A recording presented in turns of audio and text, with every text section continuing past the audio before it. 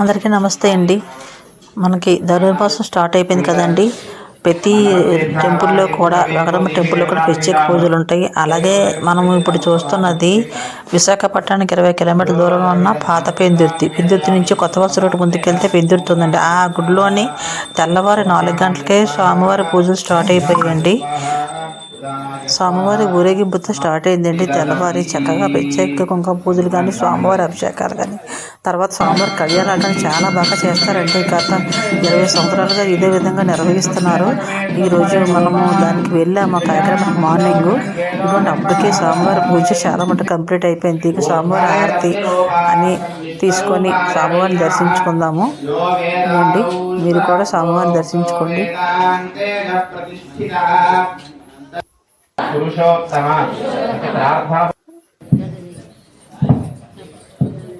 ఈ ధనుర్మాసంలో ప్రత్యేకించి లేడీస్కి అండి చక్కటి పూజ నిర్వహిస్తారు. ఎక్కువ కుంకుమ పూజలు అన్నీ.